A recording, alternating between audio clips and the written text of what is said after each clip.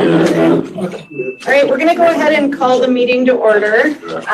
So the first thing we have to do is do a roll call, and we have to do everyone's name since this is a hybrid meeting. So I'm going to ask Julie to go ahead and do the roll call. Just respond with present or here.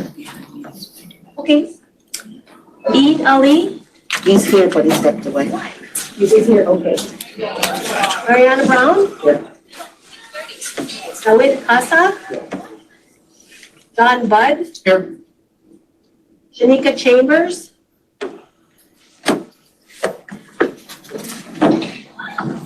Samantha Diaz. Here. Stephen Luther. Here. Dan Myers. Here. Freddie Goldstein. Here. Yes. Sahil Karp. Right here. And we've got Karen Borges. Murat's present. Rats, thank you. Representative Jamie Long. He's absent. Commissioner Blissenbach. Here. And Commissioner Arnold. She's going to join a few minutes late, I think. So we do have a quorum, Commissioner. We do have a quorum, so we'll proceed with the agenda. The next item of the agenda is approval. Have the committee had time to look at and review the agenda? I do. I move to approve. Okay, I have a motion to approve the agenda as presented. Do I have a second? Second from Dan Myers. Do I have to do a roll call for all of these? I don't think so. Okay, all those in favor say aye. Aye. Opposed say nay. The motion carries. Next item on the agenda is approval of the July 25th, 2023 meeting minutes. Has the committee had an opportunity to review the minutes? Otherwise, we can give you a few minutes right now.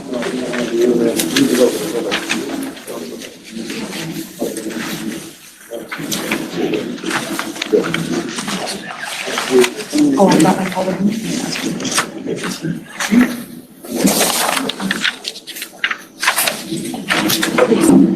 Oh, it's not in your packet? I actually took mine back to the office last week and brought my folder back with me. Do we have, oh no. Okay, I'll leave it this time.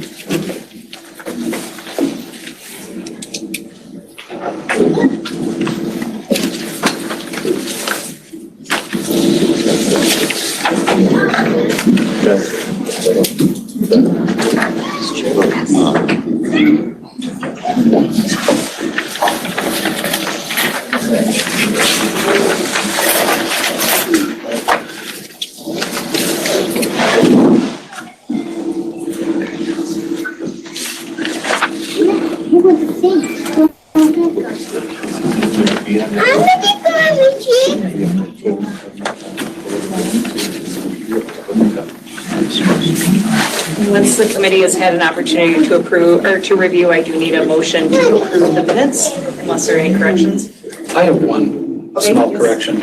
I mean, it's just a clarification. When on number 9 on the last page, when it's future topics, it says affordability for riders, including those for whom rides serves in counties that pay differently. It's more affordability for riders. And it's not just who rides serves.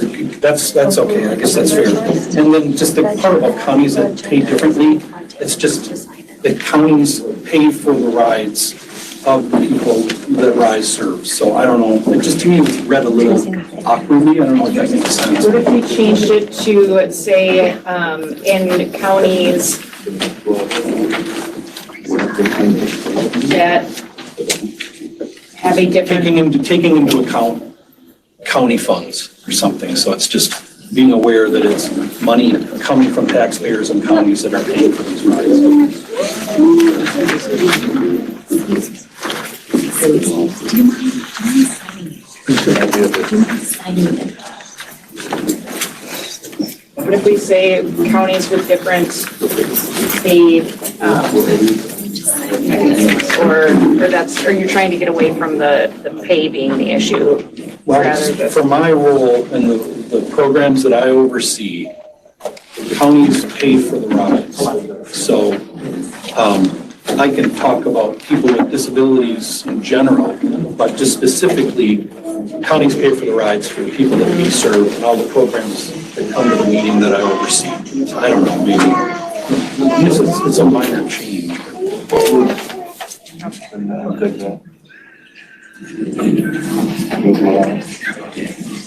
What if we say affordability for riders and counties, or for riders, including those whom rides serves and counties? Just take the rest off? Okay. Got that, Julie? Grace, I'm sorry. I got it. I got it. So with that amendment, do I have a motion to approve the minutes as amended? I didn't hear properly what it was. Oh, it was on the second page, number 9, to just reflect. 5, yes, 5, second bullet point number 9. And essentially, we're just deleting that pay differently. You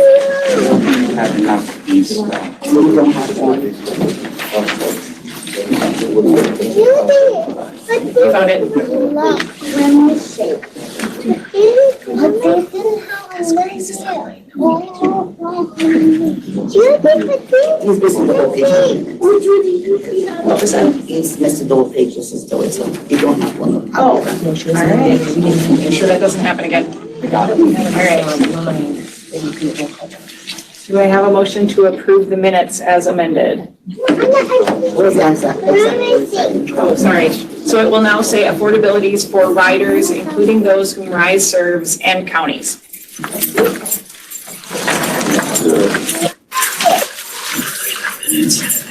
So moved to approve the minutes. Okay, I have a motion to approve the minutes. Do I have a second? Second. All those in favor say aye. Aye. Opposed say nay. Motion carries. Commissioner? Yes. Because one of the committee members is attending online, then that has to be done via roll call now that she's online. Now that she's online, okay. And welcome Commissioner Arnold. Apologies. Hi, sorry, I'm making things a little more complicated. Hi, everyone. I'm happy to be here remotely. All right, so we will do a roll call on the motion to approve the minutes. Julie? Lee? Yes. Motion to approve the minutes? Say yes. Okay, thank you. Mariana? Yes. DeWitt? Yes. John? Yes. Janika is absent. Samantha? Yes. Yes. Dan? Yes. Julie? Yes. Sahil? Yep. Yes. Karen? Yes. Commissioner Busabon? Yes. And Commissioner Arnold? Yes. All right, the motion is approved. Thank you. All right, so the main focus of today's meeting will be hearing from drivers about their experience as drivers and the perspective that these outside of the committee drivers will bring to this discussion. So we do have a number of drivers that have signed up in advance to present to the committee, and we're just going to dive in. I'm not going to keep time. I do expect that drivers will have around 5 minutes to present to the committee and still give us plenty of time to ask questions if we have them for the drivers and for discussion. So as I call folks up, and if any of the drivers in the room have a time commitment that they need to get out of here earlier, I'm happy to rearrange because the names are not in any particular order. I'm not, okay. Do you want to come up first then? All right, come on forward. Sorry, can we just say that in Somali and Arabic? Oh, yes. So we have 2 interpreters, so it'd be great with what the commissioner just shared, that if you have a time commitment as a driver, to let us know and you could go earlier. Do you mind interpreting in that just for Arabic? Yeah, I almost say. Yeah. I almost say. Yes, great. Thank you so much. Do you mind interpreting for Somali? We have a translator for Somali for them, or it's just we gotta have to help them? So we have a Somali interpreter. Okay, so this guy needed it, so if you wanna come close to him. Yes, happy to. Are you available? Just do it now. Okay, so he will interpret him one-on-one. Perfect. Commissioner? Yes. I mean, just before the driver start, I think it's important to ask a question in terms of just to put an important grounding question to know if there is genuine interest in this task force from some members of this body, given a text message that or an email that I received just maybe an hour ago from Lyft with respect to the Minneapolis ordinance. And so I just think it's important that, like, as we have conversations here, that we just are on a consensus understanding of us trying to actually solve the problem and not actively working against policy solutions. Okay. So do you have a question for I mean, the like, committee members, members? the question, right? Okay. Are we, like, committed? All right, so the grounding question for the committee is to go, to ensure that we have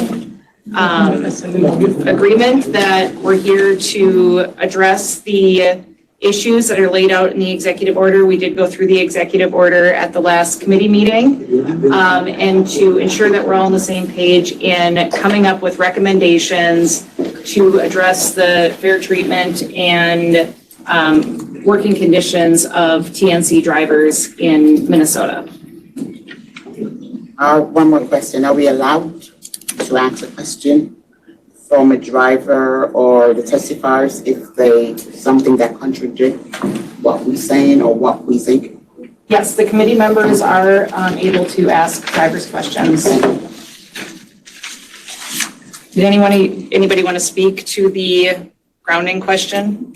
I can speak, yeah. Are we good on the, are we passing anything around, or are we good on the WebEx connection this time? I think we're good. Good on it? I think we're good. I can hear you guys. Perfect. Thank you, Commissioner Arnold. Yeah, I can say that from Lyft's perspective, we're very committed to working with the task force to coming up with a long-term and sustainable solution to what the executive order laid out, which is how do we ensure that rideshare driving in the state continues to grow and continues to be an opportunity, an earnings opportunity, and to provide a reliable transportation option on both sides. We intend to be a part of the committee for the rest of, as long as we're welcome, and hopefully to provide recommendations, as the commissioner has mentioned, hopefully to provide recommendations to the state legislature to move forward on a policy solution. We did announce this morning that in terms of the city of Minneapolis, that Lyft is not going to be operating in the market starting January 1st.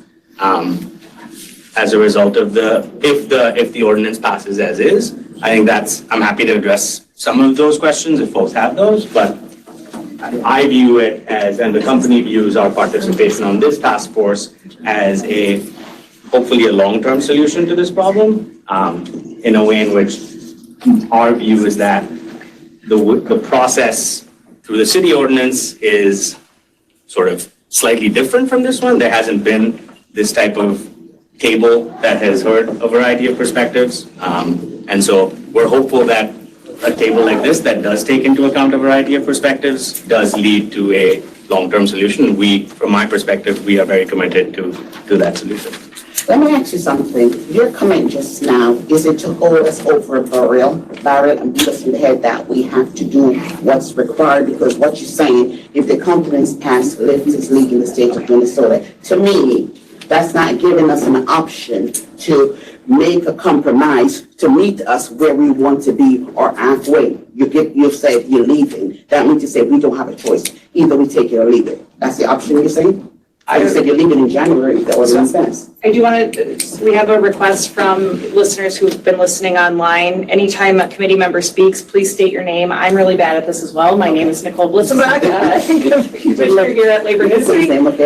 So before you speak, please say your name. I do want to make sure we leave enough time for the drivers. So while I appreciate everybody being on the same page for the purpose of the committee and having people very focused on that, and I will allow Sahil to respond to your question, and thank you for the question. I just want to make sure we leave enough time for the 10 drivers that we do have signed up to address the committee. My name is Sahil Karbian. I'm with Lyft. I think that my response would be that, the city council votes on this ordinance on Thursday. The business did not time or decision around announcing anything in relation to this committee. It's not intended to be a threat at all. It's just the vote is on Thursday and we needed to get the information out that operationally, we don't see it as feasible to operate in the state. It's an operational decision. It's unrelated to, we still want to work with the committee to come up with a long-term solution as was required by the executive order from our perspective. And we think that it's the right forum to have some of those discussions and we want to be a part of those discussions. It's purely the city council put out their view of a policy solution. We had an operational decision to make on how to respond to that solution. It is effective as of January 1st. And so it's a purely operational response to the city's policy decision. Commissioner, can I just respond to Samantha's original question? Sure, as long as you say your name. Oh, Freddie Goldstein, Uber. We didn't make the announcement, but I assume you also want our commitment to this working group, which I just want to say for everyone you have. We probably agree with what much of Sahil said, that I think we're hopeful that this body and this table is the place where we can come together and sort of hash out these issues. And I don't think it's any secret from the first meeting or other conversations that there are going to be places where we disagree, but we do have months here together, and I'm hoping that we can all sort of come here with an open mind and an honest discussion, and hopefully at the end of this, hand over a framework for the state, because we really believe that there does need to be a statewide regulation. Minnesota is one of the only places in the country. It might literally be the only place that doesn't have it. It's better for drivers, it's better for the companies. I think we can at least agree on that the state should do something. So we're hoping that that's what comes out of this, and we're committed to that process. Thank you, Commissioner. All right, we will proceed with our first driver. Do you want to come sit over here? I think Stephen. Oh, sorry, yes, Stephen. This is Steve Fuser, representing cities. Just to clarify, I think there's a little bit of a disconnect on what the email said and what has been said here. I think if I'm understanding it correctly, Lyft has said that they're leaving the city of Minneapolis should the ordinance pass, not the state of Minnesota, just so that that is clear for everyone. And I want to just confirm that with Lyft, if that's correct. That's right. Seeing no other members with questions, do you mind coming and sitting here so that people online can see you? This is the only camera we have, so. All right. And I'll have you introduce yourself and then feel free to address the committee. Well, my name is Omar Ahmed. I am from the Minnesota Drivers Rights Association. Rideshare Drivers Association. I am the vice chairperson. I speak on behalf of thousands of drivers whom I represent. My organization represents drivers who cannot actually come, most of them, and speak the language. Well, to me, you've given us 2 minutes. Thank you very much. 5 minutes, I think 2 minutes is going to be enough for me. Thank you very much. The problems drivers face are common and known, actually. The drivers face multiple issues. To me, I categorize it into two. The first group includes common issues related to safety and dealing with day-to-day customers. These issues include picking up clients from unknown places of their choosing to unknown places of their choosing, and dropping them to unknown places of. You pick them from unknown place and take them to unknown place of their choosing. This sometimes, put drivers at risk. Okay? You never know also the kind of clients they deal with drivers. For example, we have someone there with blood stains that has been hit. His concerns has not been addressed. This creates safety concerns in those locations. Picking up clients who may not like driver because of race, religion, etc. is also another problem. Since their feedback can affect the driver's record, they may write unfounded negative feedback about the driver that may cause him to lose his job. As a result, the client maybe is drunk, maybe is something else, maybe we don't know what influence he is on that. He goes, as he is being dropped, he writes, funny comments to Uber or Lyft, okay? And then he's blocked. For example, my community, the Somali community that I represent, most of my drivers don't speak English. The communication happens through email. They may not be able to have access email or to even internet. Sometimes the internet is even low. So you found the next time the driver tries to open up his app, the account is blocked. This is making him lose his job. Client may engage in activities that are not allowed about the driver, and that the driver may cause him to lose his job. And clients may engage in activities that are not allowed in the car, such as sexual activities or smoking, and refuse to stop. In such cases, drivers may ask them to order another ride. However, clients may not tell the truth and cause driver deactivation. That is the first group. The second group includes non-problems that can be easily regrettable. These issues include determining a fare rate that drivers can make a living on, while most customers can afford it. The current rate of $0.58 per mile and 14 cents per mile is worse than slave labor. So to status clarification, drivers can get better paying jobs, but choose to do this business so they can manage their time to their living. They can travel to Africa for 2 weeks a year, vacation time that they can manage their time to do that to their liking. They travel, and this job allows them not to worry about employment. That said, that when they come back from Africa, they can be able to just open up the app and drive. And this is, in terms of flexibility, the drivers are flexible. So all we're asking this particular committee is just to consider and look at the welfare of the drivers in terms of their pay and in terms of their safety. Come up with a policy that's going to be benefiting these drivers and not hurting the customers at the same time. Those said and done, I'll conclude by saying we want to be clearly stated that we are not PNC employees. We don't want to be employees, we want to be independent contractors. Insurance can mitigate the risk of driving and be determining what and when a driver can be deactivated along with the fair basis. We have a problem now of Uber drivers or Lyft drivers or Uber drivers, most of accounts blocked, and most of them are jobless. The process of activation is not also clear. We want to have that particular process, put in place, put a fair legislation that can work for both the driver and the clients.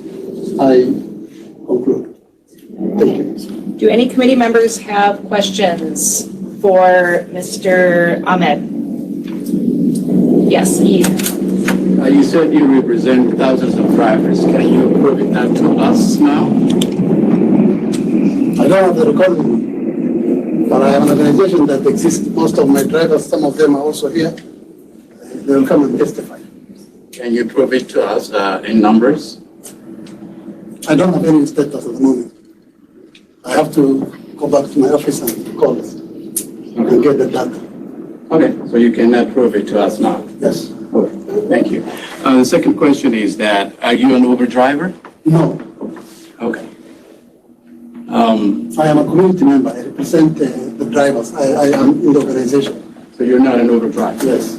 Okay. That's all I'm going to ask you. Again, just to give you, there is 2 organizations that takes care of the welfare of drivers. There is mulda, which is my organization. The president is seated there, is going to testify.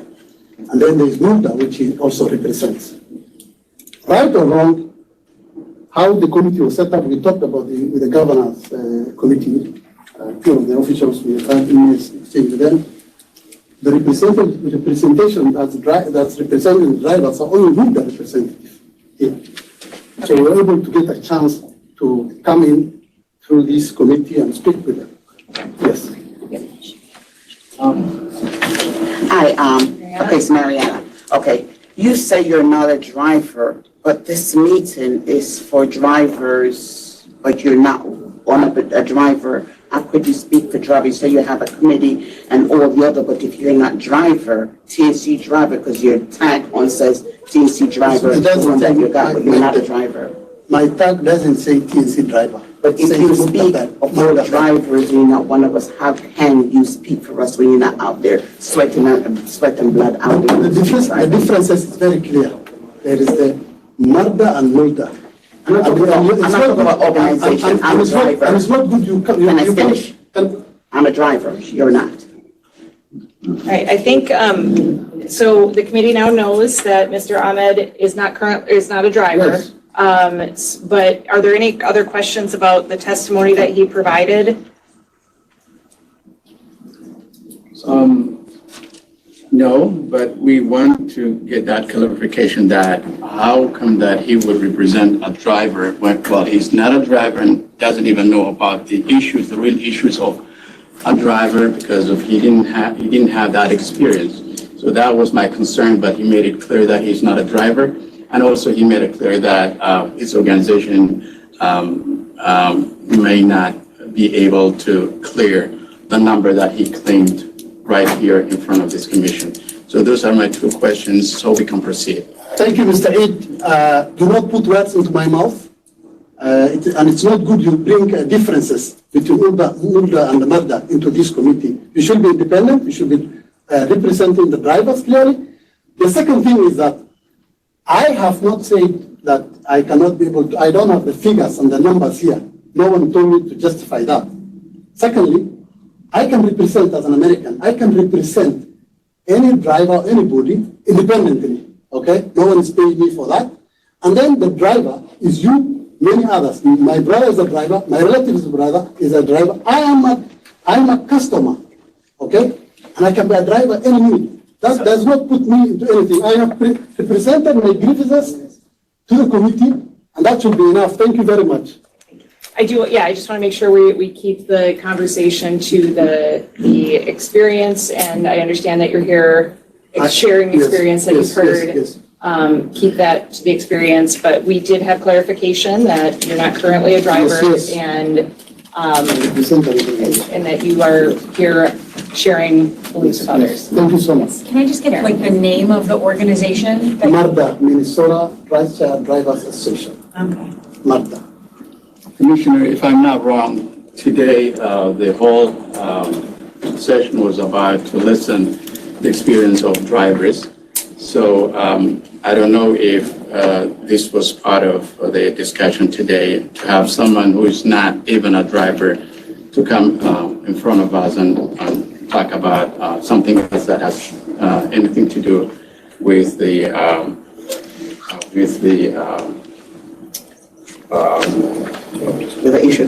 issue of today's meeting. I think the committee, so Nicole Blissenbach, I think the committee has the information they need to determine how they want to take the testimony that they've heard today into their thought process and have it help inform the decisions as the committee moves forward. Thank you. Thank you. All right, I see another hand. And if you do need an interpreter, and the interpreter. I thought it was a list, no? In the hand or a list? Oh, no, right here.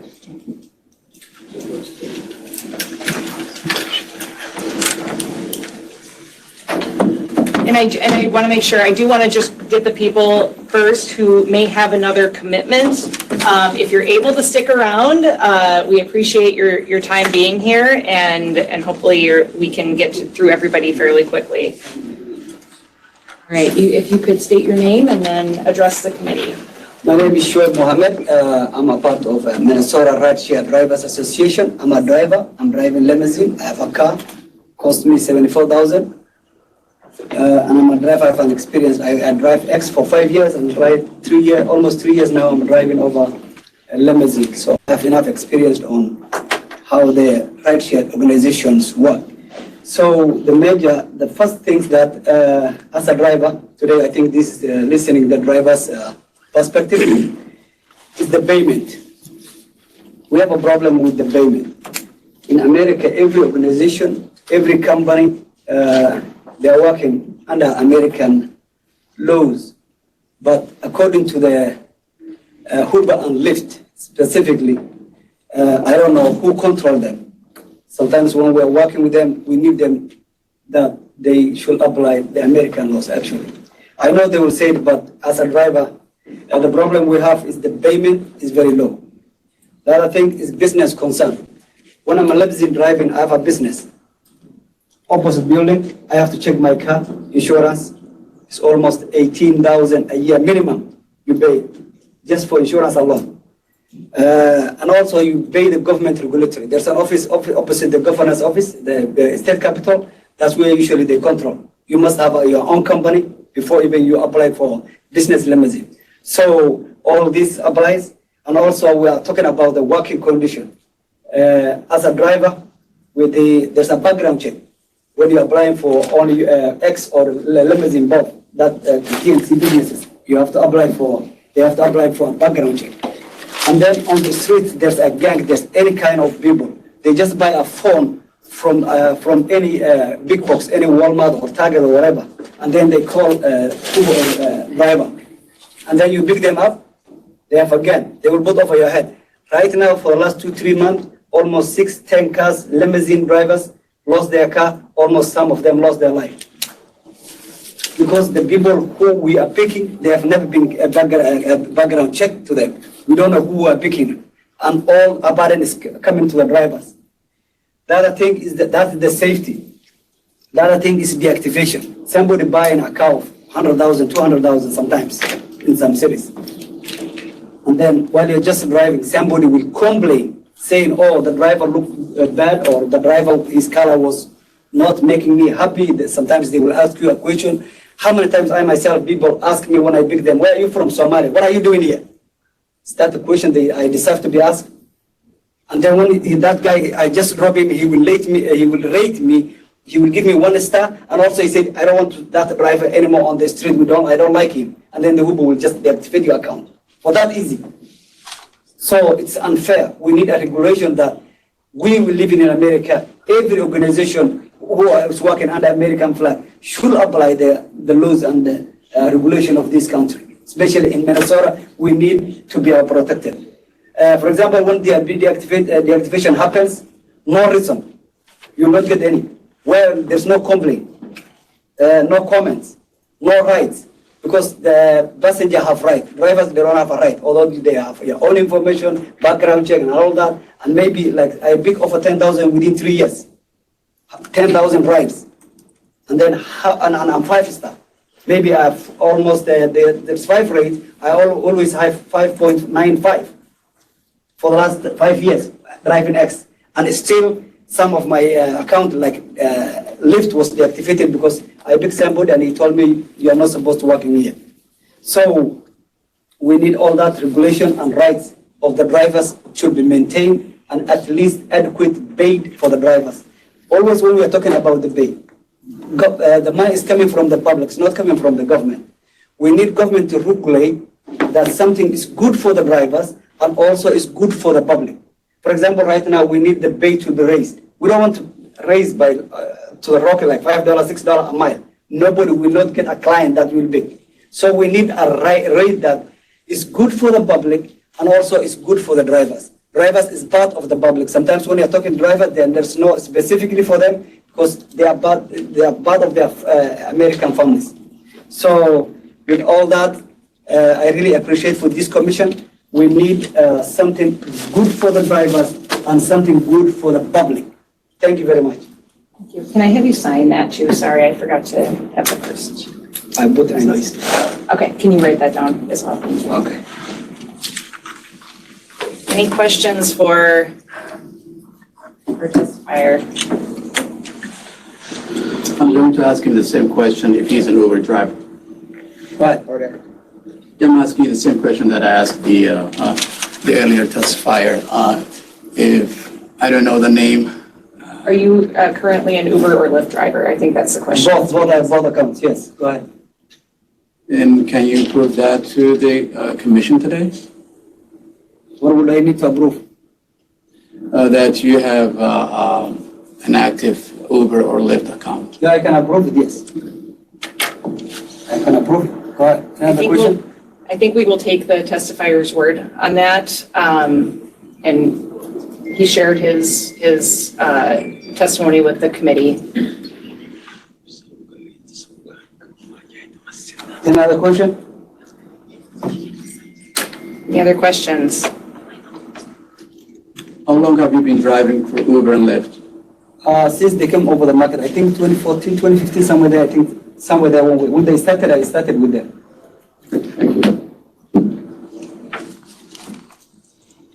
Thank you. Thank you very much. All right, I'm going to just go down the list. I am seeing hands, but now I'm seeing more and more. So I think we'll just go down the list and start with Farhan Badal. He went to the bathroom. He went to the bathroom. All right. How about Khalid Al-Hihi? Yes. Come up here and you can bring the interpreter with. Yep.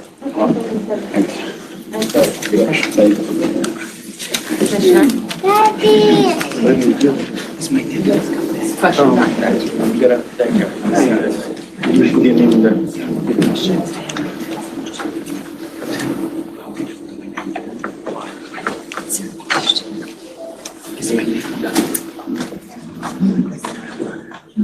Should I sit? Can you sit right next to him? Does that work?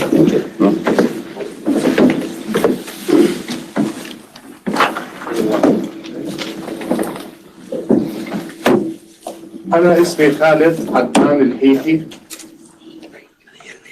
من الأردن. I come here قبل 8 سنين. My name is Khalid Al-Hihi. I'm from Jordan and I came to the US like 8 years. ولدي عائلة و3 أطفال. I have a family with 3 kids. أنا لاعب منتخب وطني رياضي. I used to play in the national team. كاراتيه. Karate. والآن لما جيت هون اشتغلت مع أوبر وليفت. When I came here to United States, I started work as Uber and Lyft driver. بعد 4 سنين مع شغلي في ليفت. About after 4 years, when I worked with the Lyft, وأنا تقييمي 5 ستار. I have 5 stars. My evaluation. And good review. يعني تعليقات. I have good record. I have good commitments. ومنذ حصولي على الرخصة لم أحصل على أي مخالفة. Since I get my driver license, I don't have any violation. تعرضت من قبل راكب إنه شكى علي تقرير كتب تقرير. Yeah, I have been accused. One of my customer, he reported me in a false report. القيادة تحت تأثير المخدرات. He said that I drive under the influence of the drug use. أنا رجل مسلم ما أستطيع أن يعني أتناول كحول أو أتعاطى المخدرات. According to my religion, believes as Muslim, we don't use drugs or drink wine or any kind of this stuff. ورجل رياضي وعندي عائلة يعني زي ما أنتم شايفينها أعمل بجد كي أصرف المصاريف اللي علي. I'm a sportman and I'm a hard worker. I have a family. I have to cover all the expense of my family. And I have home mortgage, $2,300. He did it already. I don't have to. Because I speak little bit English. Yeah. تم إقفال ليفت قبل سنة من هذا الشيء. They closed up my Lyft accounts like قبل سنة. for 1 year. قبل أسبوع كملت شغل على أوبر. For a week, I finished my work with my Uber. بسبب تقرير كاذب من قبل تاجر ركب معي. Because of one of my customer, he's a drug تاجر مخدرات. is a drug dealer. بده أكثر من ستوب أوقف عند بيوت في مينيابلس، يعني مناطق خطرة أنا يعني اللي بشوفها. He made many stops in the different districts in Minneapolis. ولما طلع معي في السيارة شميت ريحة الويد. When he was in a car, I smelled a weed. لما طلعت عليه قدرت ألقيت نظرة عليه لقيت معه كيس فتحه. When I checked him, I saw he has a bag. He opened a bag. حكيت له ممنوع تفتحه، هذا شيء مش قانوني وأنا أريد أن ألغي الرحلة. I told him that it's illegal to use this drug in my car, and I have to stop this, you know. وبعد ما أنهيت المشوار كان عندي بونص في يوم الأحد، أنهيته حصلت على البونص. When I finish my trip, I have a bonus. It's like 5 stars. Yeah. After this, I go home. I see my. بعد ذلك ذهبت للبيت لقيت كل الآب سكروا لي إياه بسبب تقرير كاذب. After this trip, I went back to my home and I just find out they stop my services and they stop the app. وأنا إلي هسه 10 أيام متوقف عن العمل. Now it's like more than 10 days, nowhere, no job. ذهبت إلى مكتب تاكسي. I went to the taxi company. I get بعد الفحوصات الطبية عملت فحص مخدرات وفحص سجل قيادة السيارة. After all the procedure, they check. What's that? Check the car and personally. Yeah, after they checks my car and they check me, so I finish all this procedure. وسجل قيادة الرخصة. I registered my driver license. تم الموافقة علي. They accepted me. وهذا يدل انه يعني انا تعرضت للظلم مع شركة ليفت وأوبر. So I have treated that from Uber and Lyft's company. وشكرا. Thank you. Any questions for our testifier? Yes, Eve. As being the only breadwinner for your family, I guess you have 3 kids, is that correct? Yes. How are you feeling now and what is your financial situation? I guess that you said you have mortgage, you have some loans and all of that. Who is taking care of that? كيف تشعر الآن وأنت عندك أسرة من 5 أطفال ومن الذي يعين؟ أشعر بالخوف وإني ما أقدر أكمل يعني أصرف عليه. I feel afraid and I think that I'm not going to be able to take care of my family. لأني كنت أعمل في اليوم من 10 ساعات ل 12 ساعة مشان أعيش. I used to be a hard worker. I work more than 10 hours a day, so to cover my expense of my family needs. Why do you think that this happened? ليه قال لي افتكر إنه ده حصل عليك؟ لأنه شركة أوبر وليفت ما بتهتم ما بتطلع على السجل الخلفي للراكب. Okay, Uber company and Lyft, they don't check the customers or the passengers, so they don't have any check. So we background check for customer. Are you saying there's only a background check for the drivers, not for the passengers? الموضوع قال لي فقط بس لأنه عشان الباك جراوند تشيك ولا في حاجات ثانية مثلا زي اتخاذ مسؤولية. اضطهاد وعنصرية بالآخر يعني. He says like they get treated him and there's racism and. لأني لا أتكلم اللغة. Because I'm not speak the perfect English. And finally, what's going to happen? What do you think that's going to happen to you? As you know that you don't have any income floating and you were the only breadwinner for the family. So what do you think is going to happen?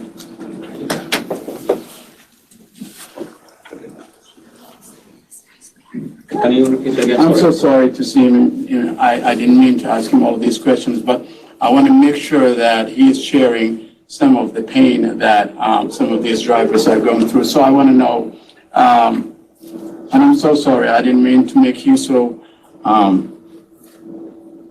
I apologize if that's where I was coming from. يعني انا خليك في هذه الحاله بس طلب فريق الان اوري الحاله اللي انت فيها والحاله بتاعت الاسره دي. Thank you. Any question? And my final question is, how are you going to support your family in the near future? You said that you went to a cab company. So what are you, I mean, do you have any other support before you just get any income from driving to that cab company that you have mentioned? بقول لك انه انت اصلا الان بعد الحصل ده كله يعني انت شنو شايف كيف انك حتمشي سبورت الفاميلي بتاعتك؟ هل عندك بديل اخر؟ ما عندي بديل آخر، أنا كان اعتمادي على الشغل بس نفسه، كنت أعمل من 10 ساعات ل 12 ساعة يوميا. He says that this is the only thing I know, the driving, so I don't have any other job. So I used to work like 10 hours a day, so I don't have another job. Is this family with him today here? هل دي أسرتك؟ Yes. Can I answer for your question? Do you need her? Or stand it right. Stand I wanted to see them if they are with him today. That's all I wanted. قال لك ده شوفهم إذا. Okay. تفضل. Commissioner. جيبيهم يعني، جيب البنات.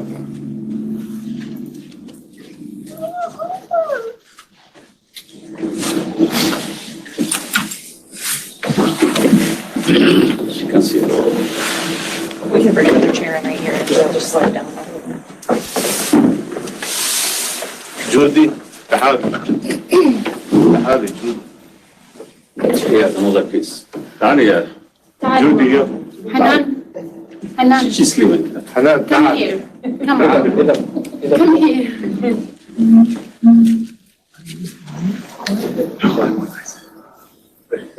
تعالي هنا.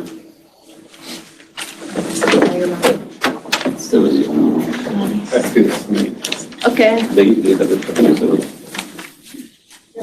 Marianne, I just have something to say, it's not a question. We feel your pain. I feel your pain because you and other drivers almost have the same story. And when we all saying the same thing, different backgrounds, something is wrong. And I just want to say I'm with you. And that's why we're here to come up with some solutions to help you. هي الممثلة في اللجنة في المشروع الباقي يا أخي أنا ما عندي سؤال لكن دايرة أو تحليل مدى الشعور اللي هي تشعر به لأنه نفس الإشكال ده أنت بتقول أنت وحيقول بعدين يقولوا كل الناس. Thank you so Yes. Freddie Goldstein, Uber. I just wanted to say first to you and your family, thank you for coming and sharing your story. And I'm sorry for your experience. بقول لك إنه أنا بشكركم على إنكم جيتوا هنا على أساس إنه تقولوا القصة بتاعتكم للكوميشنر أو And then separately, I wanted to ask you, because I imagine we'll hear other drivers who have deactivation experiences as well. Do you have permission to share contact information, or can we share our contact information so we can look at these cases and see if there's anything that can be done? Yes, you can feel free to share contact information. I should also just say the committee at our last meeting did identify deactivation as an area that was a topic for future meetings. So it's great that we're hearing about experience today, but we will be digging into that in future meetings as well. I think it's been identified by almost everybody who has addressed the committee today and a topic of conversation last committee meeting. Also, it's not for this, but last weekend I was deactivated from Uber. That my background check was not completed. And I was sitting down and I was like, what are you talking about? So I went to my email. My background check was started on July 9th and completed on July 9th. So when I called them up with the proof, they'll give me some sad story that, oh, I'm sorry, we overlooked it. But I think this is a form of retaliation, that's how I feel. Because why would you deactivate me when my background check was completed? They didn't have anything else to do. So they deactivate me for a whole weekend. But when I sit down there and say, what's going on? And then when I went to look through my thing, and I had to send the proof and my background check is completed. You use checkers did it. So these are things that happen, and sometimes I feel it's retaliation against me, basically. I mean, the only thing I can respond to that is that, as far as I'm aware, I'm the only person that is paying attention to this task force and the only person that's watching the hearings and the only person that's interacted with you. I can say, in all honesty, I have not shared your name. This is news to me. I'm finding this out for the first time. I believe it actually truly was some mistake or form of incompetence or whatever we want to call it. I don't believe that we're retaliating against you, but I'm glad it was cleared up. Do we have additional questions for our testifier? DeWitt? Yeah, actually, I'm sorry to see this driver like this with his family. My name is David, sorry. And I'm saying that we are not addressing each and every driver's issue here, but we are working a collective solution for all drivers. We have lots of issues. If every driver is asked a question, he has his own pain. He can say something else, but what we are focusing on is just to address and to get solution for all drivers at the one place. So I have also an issue that I have mentioned on our last meeting. So you know that very well, I think. So I don't know. I don't have a reason, really, to be honest. There is nothing that I did wrong, but they said you are under influence. They deactivated me. It's not activated till now for 2 years. And I haven't proved that, as I told you, from the police. I have a case number. Investigate mine also. Nice. The other good thing, next to our last meeting on 25th, on the 26th, my Lyft boss, I don't know what happened. They said that they deducted from my account $19.99. That's payment adjustment and something they say that. As Mariana said, I feel it's like retaliation. That's on me also. I never had such experience. They deducted from my account my money. I don't know why. It's following day from our last meeting. This is $19.99. It looks like store pricing or restaurant price. There's nothing such price adjustment. $19.99. Thank you. I do want to stick with the testimony for this individual before we move on. The committee will have time for discussion at the end of the testimony. I want to make sure we get the drivers up.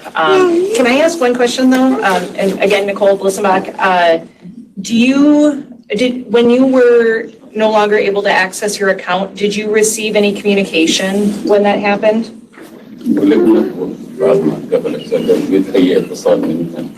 That's from the company or? Yes, from Uber or Lyft. بعثوا لي ايميل انه تم انك انت خالفت قواعد وشركه اوبر.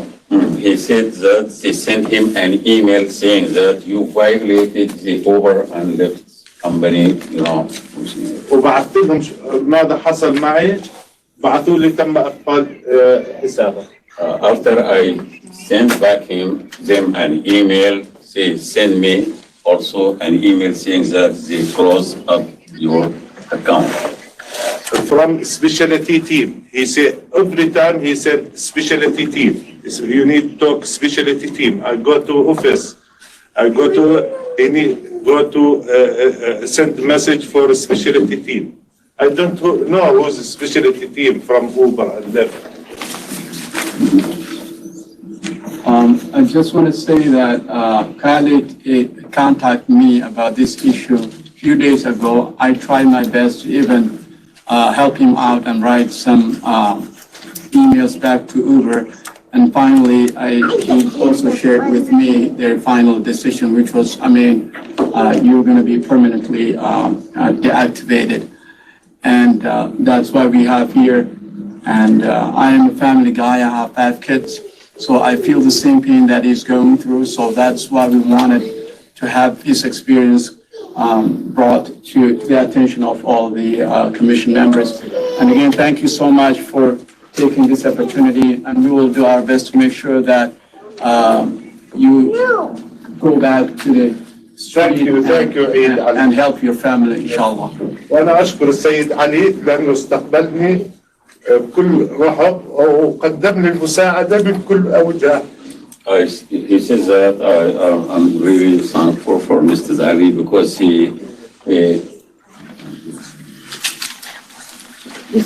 called me back. He said he called me back and he accepted all my requests and I want to thank him.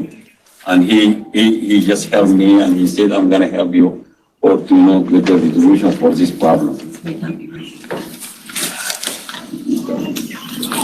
All right, I just want to thank you again for being here and for sharing your experience. And thank you to your family for joining you.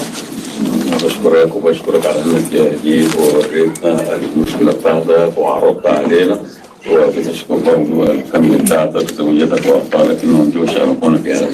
وانا في شغله بدي احكيها اني قدمت لاكثر من عمل بعد ذلك مثل دورداش وشركه تاكسي وتم الموافقه علي لانه عندي سجل قياده نظيف ولهذا السبب انا اشعر بالضغط.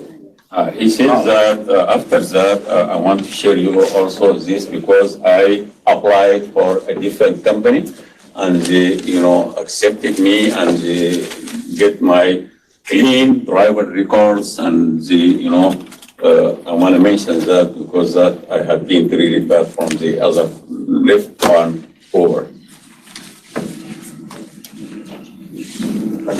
All right, thank you so much. Oh, and did you write your name down by chance on there?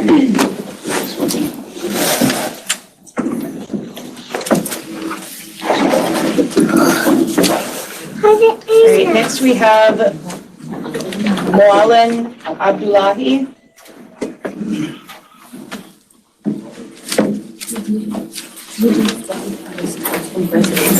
Phone number? Yes. Thank you so much.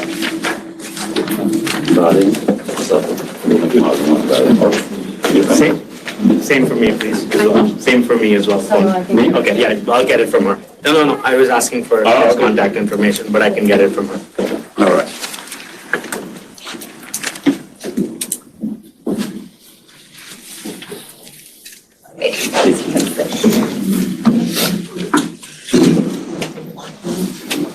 Thank you, everybody. My name is Mohan Abdullahi. I think I'm going to be asked the same question, which is to prove if I'm an Uber driver or not. Yes, I'm an Uber driver, not just Uber driver, I also driver. I've been driving and doing 5 years. You could talk a little louder. All right, done both 4,100 riders with Lyft and 4,700, 5,700 with Uber. So that many rides, you can understand how many people we deal with. Good. There's also some people that have their days, bad days. Just speak up if possible. Okay, so with that many people, you get to be any kind of people. Also the riders, sometimes they'll tell you their own problems, sometimes they're having their bad days. I myself have understanding to keep myself with patience. Even when they're wrong, I don't like what they say, what they do in my car. I sometimes don't get a lot of physical damage, but there's a lot of property damage, but sometimes they open the door when you pull over to the right side, and that can be happening, and it costs a lot of money. With the insurance that the rideshare companies have, it's high, and it causes a problem when $2,500 is the deductible, and you only have $3,000 to just fix your car. That means you only have to cover $2,500 in your pocket. That is one problem. Okay. Can you hear me now? I will ask you questions. I definitely have some questions if I may as well. I don't know if I'm allowed to not ask some people. Am I allowed to ask everybody questions? We're here to hear your testimony today. Can I also ask questions? That would be different than the protocol we typically would have. So can you share your experience as a driver? Yeah, definitely. So those problems included like insurance problems. If something happens to me, I didn't have insurance. When I have a ride in my car, property damage, like I told you, deductibles are high. I understand there's a lot of problems more than that to it. Also, there is people have make a lot of comments on when they come to a car. I just accept it. Normally, if I respond to them in their way, they will just you have to agree with them. Anyhow, I agree with them even I don't like it because I know, like it happened to any other driver that's here, that they will do that. That's how I get to go through 5,000 people and 4,000 without a show license. The other thing is the gas went up. Now it's $3.89. Whatever we make is just the same, even less. We make 58 cents and 58 cents per mile and 14 cents per minute. That also caused a gap, and we had there was a team of Minnesota Rideshare Association that made it happen that we sit down with the Uber representatives and promised us to give us some of the stuff that is here, which is professional insurance, to give us up to $1.17 per mile and 34 cents per minute. I am a rider too. I sometimes make my sisters to go to school. They might not make it home, and I pay a ride to get them to school. That is fair. So right now, I like what I pay. And I'm a driver. I like to get livable prices. Also, I would like to have insurance that protects me when I have a rider in my car. Also, if anything happens to me and the damage is minimum and I have a high deductible, there should be a reasonable ways that to give me protection towards what I'm losing. It could be happening sometimes a rider makes comments and feedbacks on me of what happened to me. Like I had another driver sitting here that he didn't have a time to respond to the Uber to report the person. Because sometimes you have a queue, somebody's in your queue, you have to finish this ride and go to the next ride. And to finish that, when you're done with it, sometimes you lose who it was. You might be thinking of 5 people, 10 people after you, and then you won't be remembering who did the problem. And you have to let it go and wait for them if sometimes you just forgive them because you have no choice to get back to whoever did that to you. You might be going after a bonus if you give a ride, this amount of people will give you a bonus and you're going after that.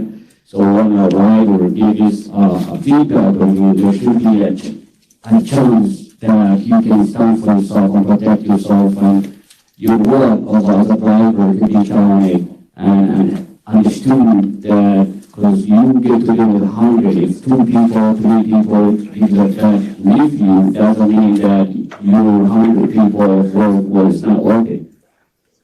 So, yeah, I think I'm not allowed to question. Any questions for the testifier? Yes, Mariana Brown. You just mentioned that you make 58 cents a minute, mile and 14 cents per minute. But how come I don't make that? So I'm just curious, how can you make 58 cents a minute, a mile and 14 cents a minute? Because when I check it, it works out less than 50 cents per mile a minute in total. So yours is a little bit higher than what I make. So I'm just curious about that.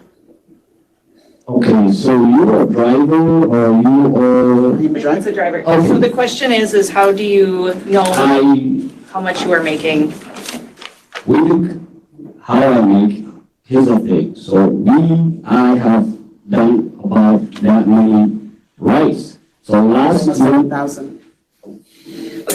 let's let the testifier answer the question. So are you also just a driver or you also represent something else? So I'm a driver for Uber and Lyft, and I did over 7,000 trips, a 4.9 rating, and a 100% acceptance, and 98% cancellation. So I'm just going to jump in. If we don't focus on hearing the driver testimony, we're not going to get through all of the drivers that have come here today. I'm not trying to cut off discussion. We will have many, many more meetings to continue the discussion.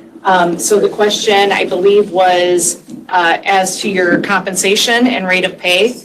And so I'm just wondering if you can provide the committee with more information about how that you calculated that.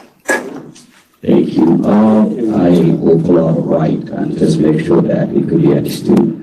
So, yeah, like I said, if I drive a lot of cars, a lot of rides from the airport to downtown Minneapolis, typically we make $13 on that or $10 less. Sometimes we still put $2 on a bonus. That gives us that's 13 miles and 25 minutes. If you do the math on those, it comes back 58 cents to 14 cents per minute.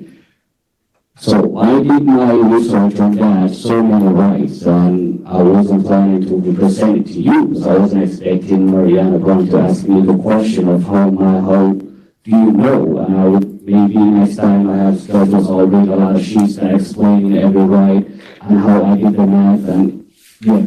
But it is, I'm saying your rate is different from mine, that's all I'm saying. Okay, so the comment was that rates might be different, and I'm hoping that as we get further down in our meetings as well, we'll have more presentations on how rates are determined and what is shown as riders are accepting rides, or I mean as drivers are accepting rides.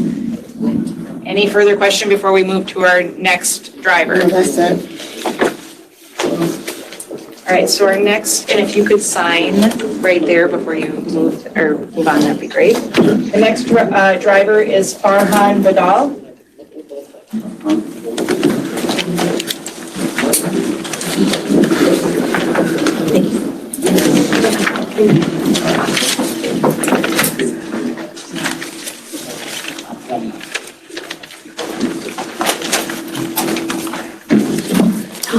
Is it work better for the microphone? Yes, I'm hearing yes. Okay, do you mind using the microphone? That might first be. My name is Farhan Vidal. I've been driving for Uber since 2018 and for Lyft since 2020. I'm a father of two. I'm a full-time driver. I became full-time after my job closed down during the peak of the pandemic. As you guys have already heard the testimonies, some of the biggest issues we have has to do with wages. When I first started, I was getting paid 64 cents per mile, and I believe it was either 20 cents per minute or 25 cents per minute. And now we're getting what? 50 cents a mile. Who knows what they give you per minute? And the wages vary. And I understand where Mariana Brown is coming from with her question of how the previous driver was earning more because Uber and Lyft decided to pay the driver whatever. Case in point, me, my fellow driver standing next to each other, we both have our Uber app, and they have something called a trip radar. It's kind of like that little pop-up you get on your computer, that little annoying ads. Now we have the ad blocker, right? So we don't see that anymore. But it's called a trip radar. So the trip pops up in your screen. Boom! Oh, how much is that? $13 for how many miles? 15 miles. But John, he's getting $16, 25 cents, 15 miles, same drop-off, same pickup. So now the biggest question is, how are they determining who gets paid more, who gets paid less? That's a big question mark. There has to be some data either on my phone or they're using AI, whatever they're utilizing, they're determining some way, somehow, who gets paid more, who gets paid less. And I think the Minneapolis ordinance has a solution for that. You know, makes it fair. Everybody gets paid $1.40 per mile across the board. The other issue is, that was wages. Now, the other issue is Deactivations. Now at your job, if you're getting fired, you go see your supervisor, your boss, manager. They talk to you. They say, "Hey, fire, you've been late. It's the fourth time you've been late this week. We gotta let you go. We gotta let you go. Oh, your productivity level has dropped. We gotta let you go. Here's your pink slip. Here's your paperwork. Boom. You can go and apply for unemployment, right? That's how they take care of you. Here, they deactivate you. They send you an email. This is both Uber and Lyft. They send you an email, and they say, oh, an inbox in the app, and they say you have violated our community guidelines, and you are deactivated. But they don't tell you the reason. You call support, they don't know. They don't know. You call support, they don't know. They tell you, we can't tell you, we don't know. Now, there's no due process. Again, there's no due process of deactivations. There's nobody for you to reach out to. You're out of work. You're out of work, you know. A lot of these drivers were former cab drivers. This is their profession. You know, this is their livelihood. You can't be out of work. You can't, you know. That's one of the biggest problems. And again, I'm going to refer back to the city ordinance. It solves that issue also. There has to be a due process for deactivations. There has to be a due process. I have to know why I'm getting deactivated so I can appeal it. I can't even take them to court because when you sign into Uber and Lyft, they make you sign an agreement. You can't even take them to court, so you give up your rights. But these are essential drivers. These are drivers. We have to be valued. We're not valued. And that's why we're here. Third part is safety. I almost got carjacked in 2021 in South Minneapolis. 2 times I almost got carjacked. I don't really want to speak about it, but the main reason is anybody can create an Uber Lyft account. Anybody. You give this smartphone to your 9-year-old, he'll go download the app, create an account. Boom. If there's a credit card on that phone, he can attach it, and boom. He can order Uber, get away, run away, right? So the thing is like, there's a lot of fake accounts. I have a screenshot here of a Lyft customer. There's no name. When I accept the describe, it's like a zip code. It's like digits. It's digits.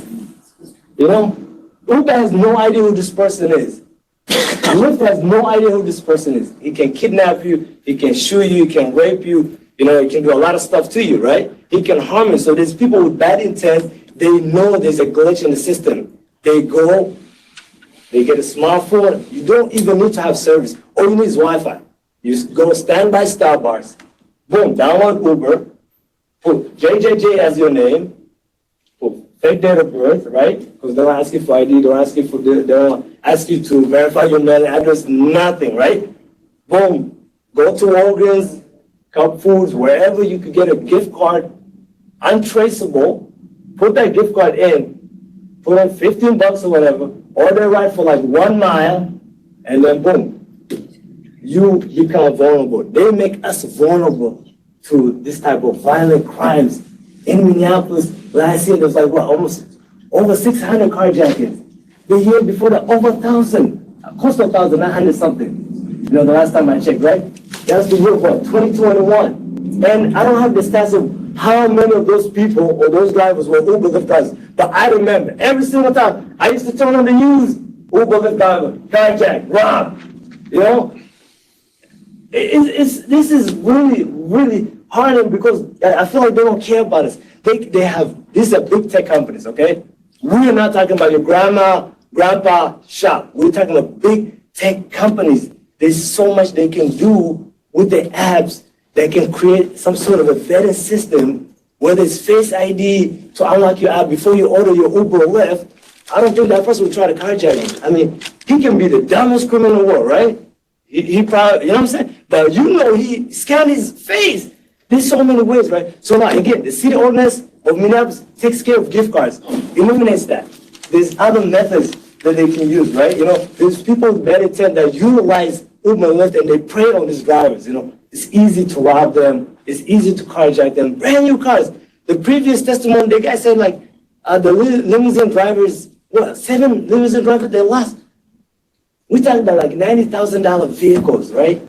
Today, if I'm driving an Uber and Lyft and I get killed, there's no compensation for my family. My kids, I have 2 kids, 2 toddlers, and they're left with nothing. Nothing at all. My family cannot sue them again. I agreed to this, right? And then that's the thing about it too. A lot of people, a lot of the drivers are immigrants. Let's be honest, right? We have to be honest in this committee. A lot of the drivers are immigrants. A lot of them do not speak very good English, you know? So sometimes they don't know what they're agreeing to. And some of these agreements like 3-4 pages long. Only an attorney can read this stuff, you know? So you're giving up your right, you're giving up the right of your family to sue them if you get killed on the job. But if the rider gets killed, he gets compensated. Isn't that something? He gets compensated. His family gets compensated, you know? And, you know, to be honest with you, ever since I started driving Uber, 2018, 2019 to be specific, some drivers got together, we emailed Uber, we voiced our concerns and our grievances about, you know, the wages dropping, you know, the safety concerns. You know, they completely ignore us. They completely ignore us. They are completely unregulated. They feel like that, you know, they just can, you know, do whatever, right? So they completely ignore us. The first time Uber and Lyft admitted that these issues are relevant was during the legislation process, when they came and testified and said, yeah, these concerns are real. This is, you know, we understand wages have been dropping. We understand the safety is there, right? You know, that's the only time they admit it. But the issue here is they know the demographics of their drivers. They know they're mostly immigrant.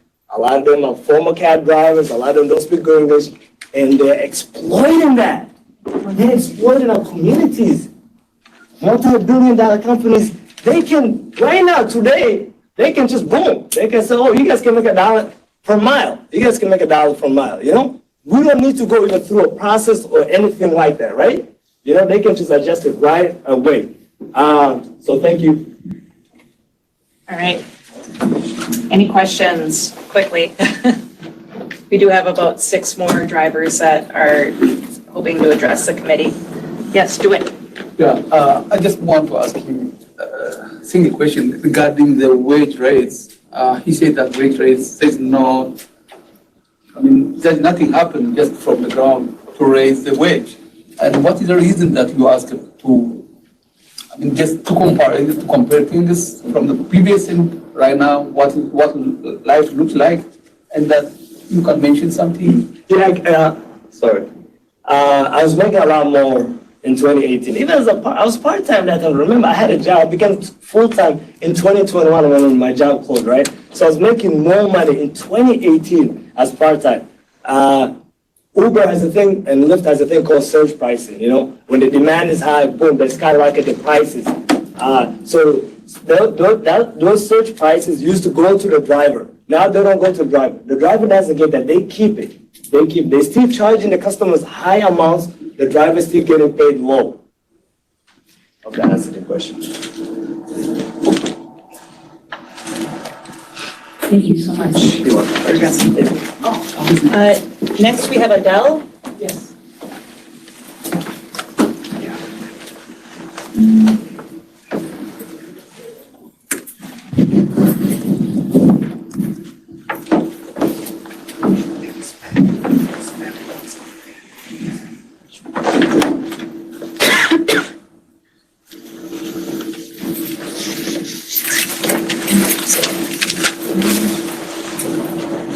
Hi for everyone.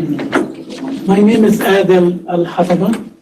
I live in St. Paul from 17 years. I am Lyft driver and Uber driver. I was working with Uber 2016 and I have full-time job. I used to work with Uber just like part-time job. For this time I don't have experience. Oh, sorry. For this time I don't have experience for rating or something, because I am working just like part-time. And I keep working for my work, for my business. After that, I stopped with Uber. And I go with Lyft 2019, before the pandemic, 2-3 months. After when I lose my business, and just I signed with Lyft. I start with Lyft like 4 years so far right now. I make almost 7,000 rides. Like my score 5-star, excellent type of driver. I used to have a Ford, like I work with the old car like for 2012. I buy a new car, luxury, for like Jeep Grand Cherokee. I am so happy to buy this car, very luxury, very nice. I say I want to sign with Uber. And I sign with Uber again. I start with Uber 2 days, 3 days, only I make 50 rides. 2 days work, almost full time. Third day, I go to the queue to the airport, I turn my app on, I find it deactivated. I call right away the support, why my app like deactivated? They're rating equality. I start do the call, I start do the everything. I'm very upset because I have payment. I buy a car for 30,000. I take from my cousin almost like 15,000, 14,000 for down payment. I don't like to make the payment in the bank like 600-700 a month. I say just I can keep it like 400 or something like that, like minimum. I can go with my cousin. Sometime I give him some money, not like the bank. The bank I have to be every month for your credit.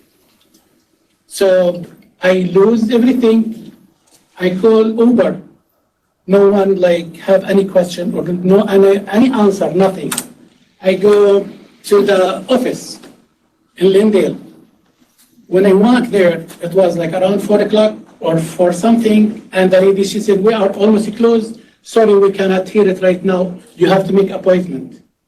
I come in like 40 minutes to drive, 45 minutes to drive, and you're still there, like you're still here, like still you have hour like for work. It's not done. She said, we have amount people walk in and it's done for today. In front of me, another person, I tell her, he just walk in. She said, yeah, this is no more. We cannot take any walk-in person. You have to make appointment. I go after 2 days, early. She asked me, how can I help you? Tell her, just, my account deactivated. I don't know why like they're rating like equality. And she checked the computer. She said, oh, have a good day. I tell her, what do you mean have a good day? She said, your account is deactivated. Just have a good day. I tell her, what does this mean? Like, you mean I just like, you kick me out? Sorry for my language, She said, no, I don't kick you out. Just I say, have a good day. I tell her, this is what you mean. If someone come to you and you tell him, have a good day, this means just go. Don't stay. Just with the nice word. And she started like, I have come here to figure out why. I want to go back again to work with Uber because I like to work with Uber. I have a kids, I have payment, I just buy a car, $30,000. And I work with Lyft for years. You can see right now in the screen, like my name, you see how much my score. See how many people said, nice driver, good driver, excellent, clean car, above and beyond. And actually, this thing down, I don't show it for my wife because I know she will be jealous. Because always she said, yes, oh, good driver, good conversation. Oh, I don't show it this one, But I say, okay, why I do this with Lyft? Yeah, why I do this with Lyft, like excellent, like with Uber, just like 2 days, it doesn't give me a chance to work with them and say just like the quality, rate equality. After that, I left the store. I tell her, I'm not come to arguing with you, but like I feel like very bad. I tell her, can I talk to the supervisor? She said, I am the supervisor. Okay, can I talk to one like more leader than you? And she said, no, I am the leader here, no way. So I cannot do anything. I left. I still upset, And also, I write here like something, just like the car, like cost me $30,000. Like it closed my account after 3 days for no reason. And we talk about the office, like when I go there, and the Lyft, like sometime like, when you work hard, we do good customer service. We bring nice car, expensive car, to work with Uber and Lyft. But you don't feel you are appreciated from both. I'm sorry for that. But we like to do the good job for everyone, Lyft and Uber and as a driver. We are like team, like we are like the tooth, like together. If one tooth is broken, so the whole machine will be broken. And remember, like we have this life here expensive. Like the gas, the rent, the kids. Something happened with me in Lyft also. I want to share with you guys. I was driving because I have to make money. Sometimes I don't count it like this ride like $20 or $15. Just $15 or like $13 or $20. I drive from almost like St. Paul to Houston. It was snow. It was snow. The road is slippery. It gave me time, I think like 17 minutes to be there, to destination. I go to the destination. It was the jail in Houston. When you be there, arrived, you send it to the customer. He come. You have 5 minutes to wait. I wait 5 minutes. No one show up. After the 5 minutes done, you have option. Customer doesn't show up, cancel. I cancel it. I was waiting. Maybe I get some because the account is like, or like it was $21. At least I say in my mind, maybe I get like $7, $6, $5. Just cover the gas. And nothing. I call right away Lyft. Why I don't get paid after when I cancel? And he said, you don't make it in the time. Then what do you mean the time? He said, you have 17 minutes. You make it in 17 minutes and 30 or 40 seconds. I tell him the road is slippery. I just drive like, not slow, just I drive with safety drive. And you count the second for me, just like, because I make it over 40 seconds, I cannot get paid. This is not fair. And this has happened a lot with us. So I don't know. Yeah, sorry. No, I was just going to say, I didn't want to cut you off, but we want to get moving and see if the committee. Oh, yeah, I know. I'm sorry if I take it too much longer, but because I hope so, if like we do something, we go back, at least I want to pay money for my cousin, because like this, I have bad credit with him.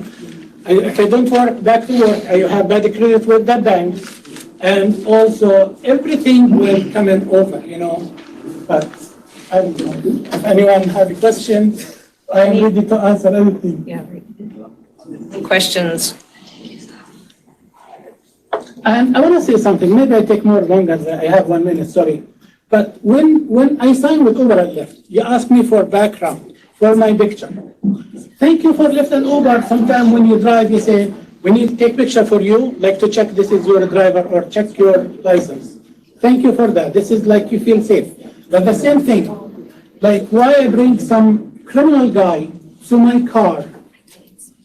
Because like he just like signed with Uber app to give him ride. As a driver, I make a day 15 rides. If Uber and Lyft take from me 60%, I take 30%. So if I make $150 a day, Uber Lyft take from me 300. So I make more money, or Uber, you make more money from me, more than the customer. And remember, like I buy car, like 50,000 miles. When I keep working, thank you. Yeah, thank you. When I keep working, everything go down, like the car value, everything, I think I finished time. I'm sorry. Yeah. I'm sorry. No, that's all right. That's all right. It's important to hear from you. All right, we're going to call our next. Did you sign on the sheet? I will. Right over there? Okay, perfect. Next, we have Ahmed Hirsi. Yes, he's right here. Yeah, I'm here. I'm trying to. There was something he wanted to share. Do you want to do the next person and then we'll work? Sure. Perfect. Is Abdullahi Abdi Thank you for here? You go. Thank you, guys. Thank you. Here, I'll push those. Yeah. So, Commissioner, we're going to try to do 4 minutes. 4 minutes? Because we're going to run out of time. Oh, and you do have a translator? Yes.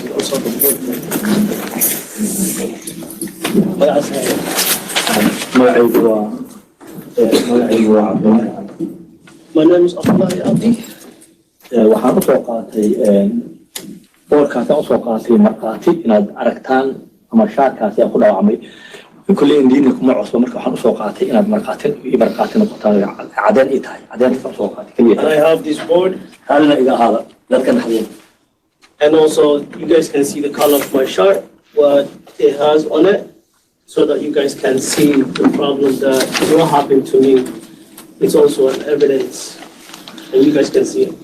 waxaan ahay Uber driver I'm an Uber driver. waxaan ahay aabba caruur sideed caruur dhalay I'm a father of 8 children. sideedda caruurta wiil kamida wuxuu qabaa xanuunka qalabka And one of the child also has epilepsy. weligeena dowladda xakamad doonan And I've never asked help from the government. anaa u shaqaysanaya caruurta I work for my kids. anoo diidan canugeyda in la dhaho ninkaa taas awgeed ugu diidan And that's because I was running away from stigma. okay waxaa igu dhacay 2021 anigoo ugu buriyo Minneapolis South Minneapolis kasoo qaadan waxaan keenay Istanbul marka ninkii aan wada ayaa i dilay 2021 bishii sideedaad sagaalkeed So August 9th, 2021, I picked up someone from South Minneapolis to St. Paul, and there was an incident. markaan deg jiray ayuu taleefonkii iga dafay bir uu gacanta ku watay ayuu madaxa igala dhacay iyo garbaha At the drop of time, when I was dropping him off, he had a medal with him, and he hit me on the shoulder. garabka waa dilacsan yahay waa xanuunsanaya ma shaqayn karo dhaawacaas arkaan waa isgeystay And I got injured on the shoulder. That also caused me not to work. waxaan rabaa inaan idiin sheego Uber inay wax xiriir la soo sameeyeen oo u shaqeynay I wanted to tell you that there was no communication that Uber did. waxaan ku soo qaadanay kaan ku keeno $4 buu ahaa And the ride was $4. afar saac habeenimo way ahayd And it was 10 p.m. waxaa igu dhacay markuu dhaawacay i gaaray isbitaal la keenay ambalaas igu soo qaaday waxaa la keenay Istanbul halkan isbitaalka Istanbul baa la keenay After the accident, I was taken by an ambulance to St. Paul Hospital.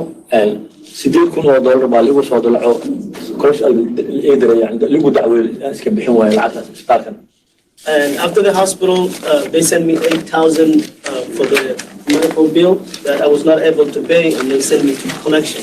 waxaan waayay wax baanadkiid 3 bilood ayaan jiifay keenay wax baanadkiid soo galay iyo wax i caawimin toormaan helin And it was 3 months that I was injured, not able to work, and there was not any benefit that Uber paid me. guri $2,000 baan deganaayo markaan iska bixin waayay waa laga bixiyay waa laga saaray guriga I lived in an apartment, $2,000 monthly rent, and I was not able to pay, so they sent me an eviction letter. nolol xumo aad iyo aad u weyn baa igu dhacday oo aad iyo aad adagoo aad u xanuun badan It was a very difficult time to live. intaa markay dhacday Ramsey County waxay ii soo direen gabadha magacaas la yiraahdo Andrews iyo wiil kale laba ruux Ramsey County sent me a lady by the name Andrew, and also a co-worker. taleefonka lamarkeeda waa 615 waa 652 66 And we also write down his cell phone number 651-266-1601.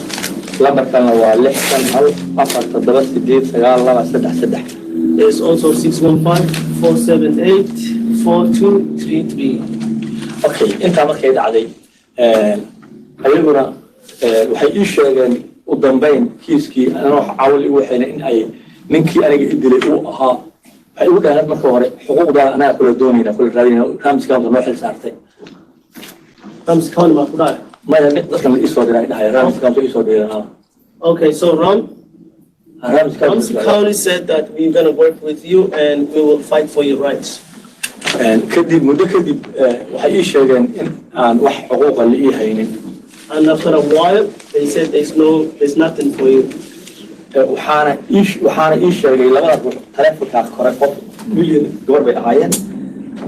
gabadhaas ayaa wiilka ayaa ugu yeeray gabadha way qabay taleefonka soo bafay taladeed wiilkana wuxuu ii sheegay wax xuquuq inaan asan ii haynin aniga. So it was a girl and a coworker. I called the girl and she never picked up. The guy called me and he said there's nothing we can do for you anymore. dhibaatada aniga markay igu dhacday waxay tahay waxaa weeyaan dowladdii hubarna xuquuq baan ka waayay xuquuq kama aanan helin.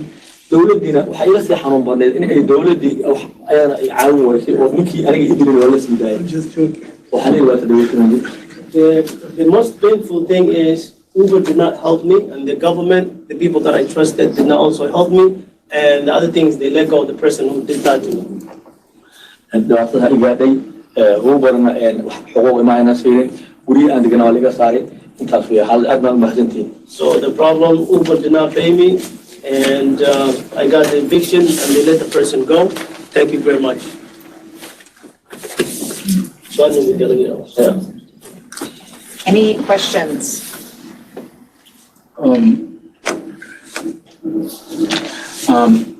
So what do you want now? What are you asking to the commission? I mean, the work group who are here today? So marka maxaa u imaaday aragtaa commissionka maxaa weydiinaysaa? waxaan codsanayaa aniga in aan anigoo joogo Maraykanka in aan noqdo sida deera barbartay gaari maray ee duur ugu jiiday aad baan la xumahay marka in xuquuqdayda iyo xaqayga laga hadlo oo bilow aad ma aan ahay in laga hadlaan u baahanahay oo imaaday meeshan. Asking that I'm in America and I don't want to be like a deer run by a car and we just throw it away. I want people to fight for my rights, my humanity. Thank you. Thank you very much for addressing the committee. Oh, did you put your name on the?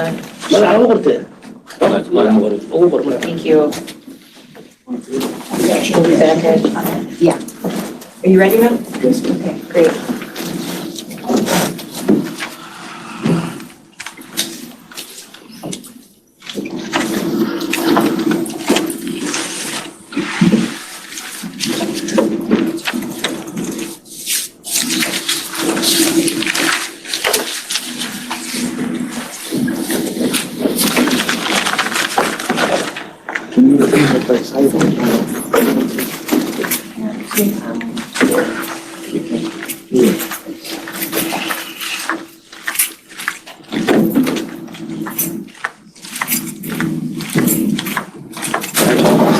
Yep. Not you. You get more than 30 seconds. I can only scroll down. You want me to scroll down to the picture? We can't do side by side. Oh, okay. Yeah. Okay. My name is Ahmed Hershey. I'm a driver Uber and Lyft. I was doing this close to 4 years. I drive mostly for Uber. I have 12,000 rides, 12,800. I do drive less for Lyft because of the safety issues I have. And all drivers in the city now that there's certain times that we trust Uber more than Lyft when it comes to the nighttime and the way people get picked up. I know you guys heard a lot of testimony about drivers, about the issue of safety, and you saw a lot of people with a lot of damage. Mentally and what you call, I want to focus on a few things that what we wanted the governor to do. And by him creating this task force, what the governor did to us actually disappoint. We are our organization that eat our president, and Miriam is one of our activists. We are 2,000-3,000 drivers on that organization. You guys heard about another organization that came in front of you. They were not drivers. They are what do you call trying to manipulate our effort. So I'm not sure why they testified here. That's the one thing I'm surprised. The driver who was here that talked about limousine in front of you guys, we're not fighting for limousine, we're fighting for Uber and Lyft drivers. So I don't know about that one also. We were worked with legislators about this issue for a long time. There was when we started this issue, representative from Minneapolis, South Minneapolis, named, he sent a letter to Uber and Lyft to ask them how much they charge drivers, the riders, and how much they give to riders, to drivers, and how much they charge riders, right? They said they take 19% of amount they charge to the rider. They take 19 and 71, what is it, 80, like 79% goes to the driver. I'm going to show you an example here. That's, I hope everybody will be able to see that. That rider got charged 71, if you go lift it up, 79.99 that he got charged. 76.99, right? And when you go up, you can see how much the driver get. Yeah, 76.99. When you go up, this is how much driver get, 19.60. That's not 19%.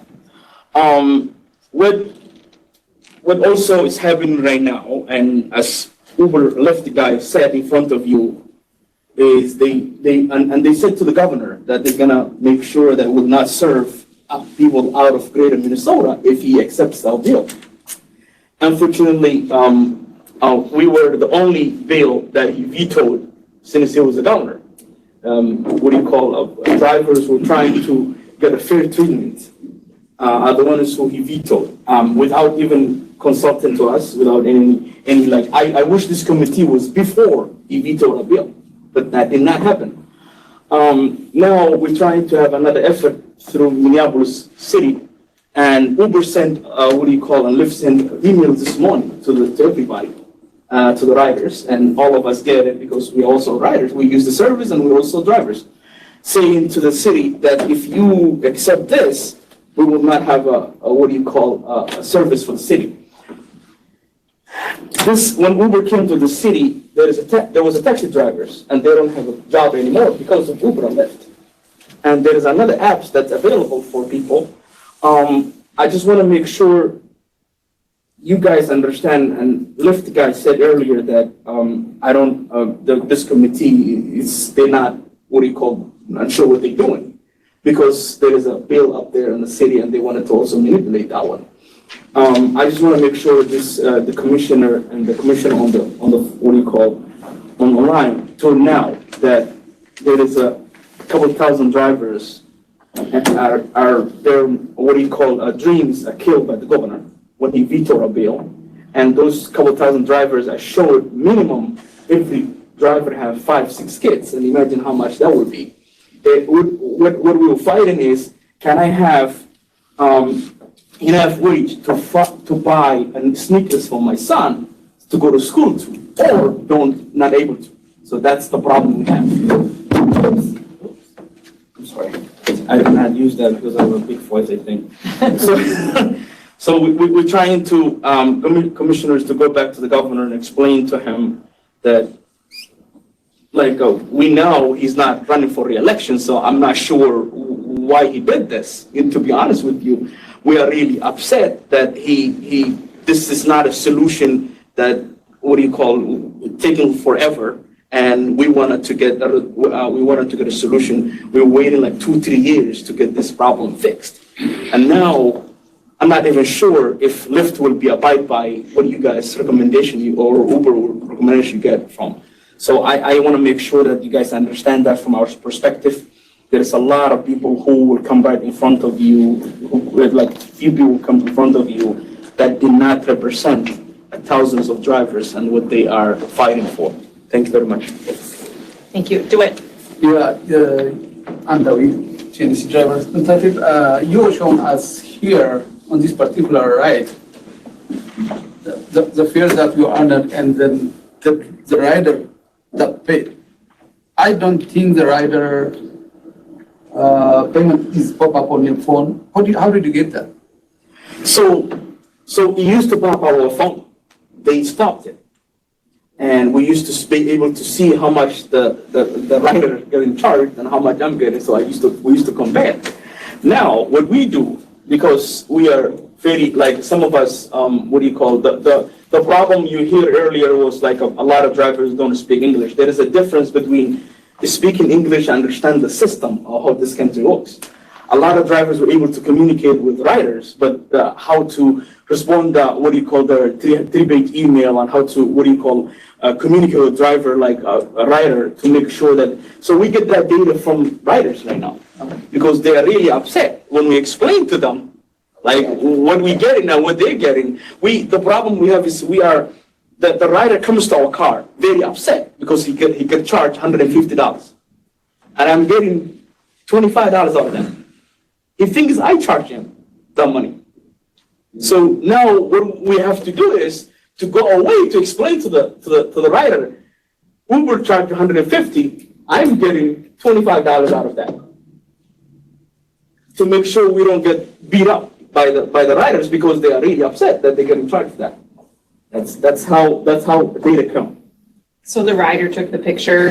Rider took the picture, show it, they mostly show it to us. Yeah. Like when they are really upset about how much they're getting charged. They were like, why are you charging this much money to me? And we were like, okay, this is what I'm getting. What are you getting? So we compare. And that's what they, And mostly are really with us, when it comes to you, the money is getting out of your pocket and it's not coming to me. And Uber and Lyft only have the app to come up with. Now, what I'm saying is they are trying their best to make sure your commission doesn't do nothing about this, and Minneapolis City that doesn't do anything about it. So they keep manipulating this, and they have their effort, and we're trying to fight small guy who's trying to make a living. Okay. I'm just curious about that. I was curious about that.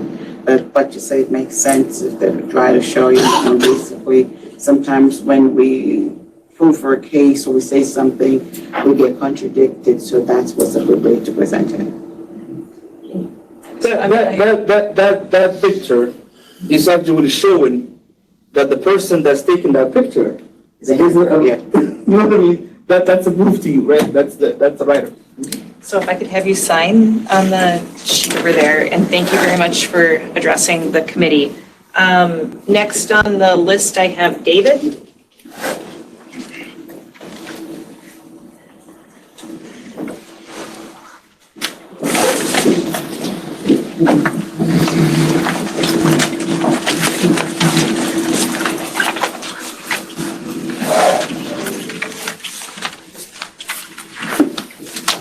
Good evening, everyone. Oh, good afternoon. Can you guys hear me at the back there? Speak up. Can you hear me? Yep, you can. Okay. So before I continue, I would like to get an assurance from the Commission, because Uber and Lyft, I've been driving them for 5 years. If you can see, that's my profile. I have a 5-star rating on Uber. On Lyft, it's 7,000 rides. On Uber, I have like 4.93. with allowed 8,000 rides. Hold it. I just want to make sure we can hear you. Okay, thank you. So those are my profiles, but I would like to get a guarantee from the Commission. Because Uber and Lyft, they have a tendency of victimizing or trying to retaliate in a very smart way. With the background check area, they will do that because they send us addendums to sign. If you don't acknowledge them, you will not go online. So they will tell you they will do their background checks. So I want an assurance that there will be no retaliation when I share my information there from Uber or Lyft whatsoever, because I have never been arrested, I've never gotten a DUI, I'm a clean driver. But now when it goes to the background check, they can hold you there, and you have nothing to do. So I need that assurance from the Commission. Okay, can I ask our representative from Uber and Lyft to respond to the question? Yes, there will be no retaliation from your testimony today. Thank you. That's my profile. Now, so to start, I will not do a presentation. So could you go to the next slide? So basically, that's me as a driver. Oh, so I picked up a customer from the airport. This is Uber. I picked up a customer, and the customer was smart, the way the previous driver said. Why is Uber charging me $70? I showed the customer what Uber is paying me. If you look at that, the customer is being charged $70. What am I getting? 31. A difference of $40. I pay for my car. Lyft or Uber doesn't pay for my car. Lyft or Uber, they don't pay for my gas or maintenance. Lyft and Uber, they don't pay for my own insurance. All those, the driver has to bear them. In fact, the customer actually was willing to come and testify if Uber would actually like say that's not legit. You can get the information, verify. $70, pay a driver $31, $40 for nothing. Uber, what should you take for it? I'll tell you why. It makes so difficult for a customer to tell even the driver why. All of you know, when you get overcharged, you don't have a room to take home. So could you go to the next slide? I think the other guy presented this. This is another one, $19. Pay Lyft to almost 80%. That's ridiculous. Can you go to the next one? Now, this is a rate. We wanted to give the Uber foods for you guys in hotels, in homes, during winter when you can't drive. Now, look at the first one. $3.51 for me to drive 24 minutes to bring you food. Look at the next one. $5, 40 minutes, that's from Uber. $5.05 for 40 minutes for me to go to the restaurant, line up on a drive-thru, which has a lot of cars, bring my food for $5 for 40 minutes.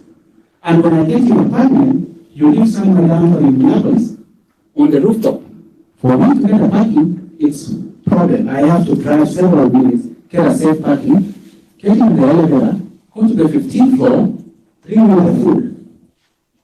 And I get $5 for that. What is the next one? Now, look at this one. This is a request from Minneapolis to someone in Atkinson, Wisconsin. $47. It looks good. 72 miles. We drive to Wisconsin. The moment we drop the customer in Wisconsin, the app shuts down. Why? Wisconsin is another state. You have to comply in that state to be able to drive. So the driver has to drive back another 72 miles back to Minneapolis. We would like to give rides. Can we go to the next one? Can we go to the next one?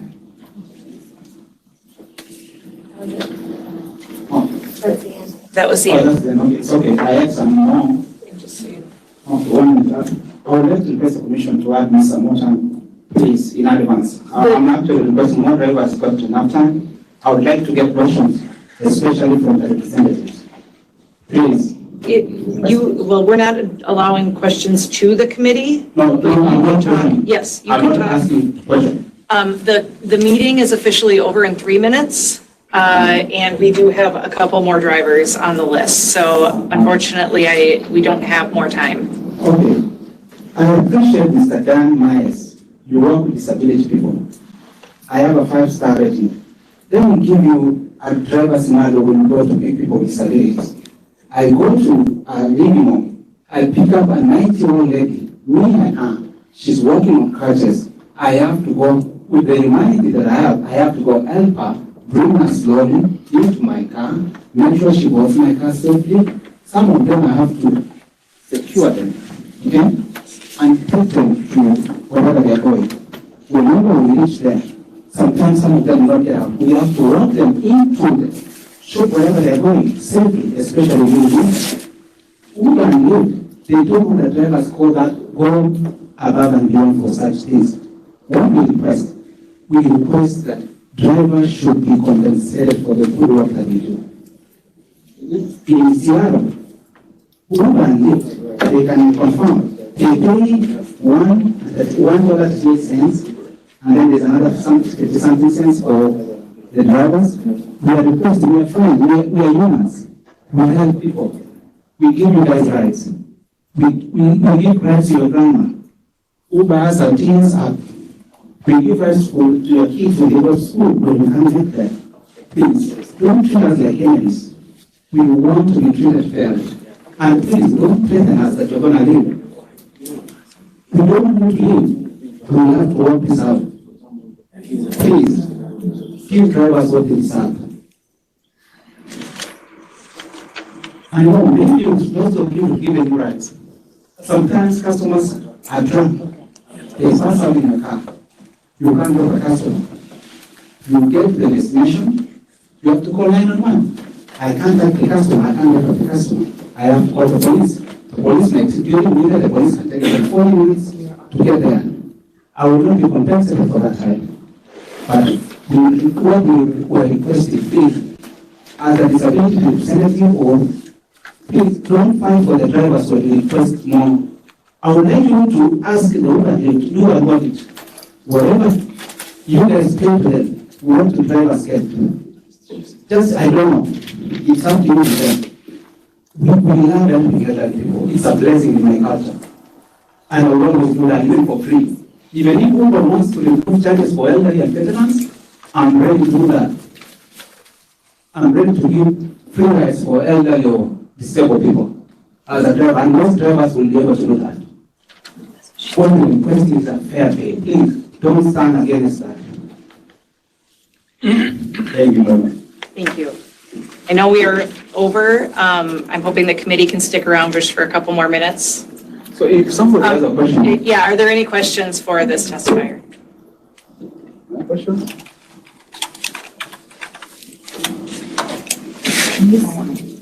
Yeah, You did a good job, so you say what we want to say.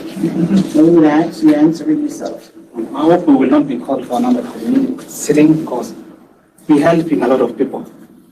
We are helping disabled. That's a blessing to me. I don't look at the money, I look at the humanity part of it. Please, kindly help us talk for support the drivers to get a decent pay.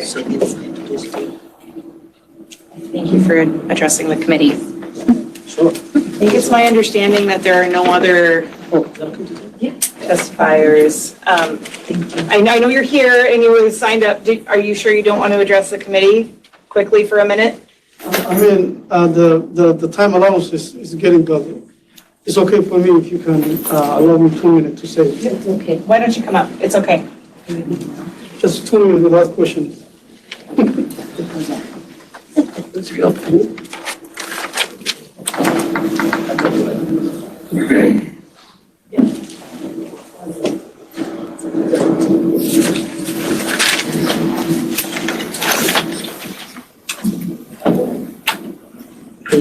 Yes, go ahead. Thank you. My name is Abhi. I'm former Uber Lyft driver. Just want to say briefly, since time allowance is being very close, about my experience, what had happened for those drivers who started at the beginning. Uber came in the town about January 2014, and I was a few people, earlier people who started UberX, and started somewhere in September 2014. It started in a good opportunity in the town, but eventually since that time and now today, as you guys hear about the testimony earlier, Uber they becoming to a downward, they came in the price, they came in the allowances, they came in everything. And yet, you still label it as independent. When I was independent, I don't know, I was not independent to negotiate, I was not independent to to do a lot of decision about cost of operation. I used to pick up a lot of late night pickup and a lot of hustle during that pickup time. I used to do on the sidewalk to just sign an email about misleading somebody or somebody was misrequested or incorrect information that was given to me. Then that was not included the time that I was spending. I was spending less and less since then. As a SEA member, we have a lot of people who used to have like me. And we lost that opportunity because we saw it's not able to profit. You're not able to support yourself. I was making campaigns, like other people said. I was a family man.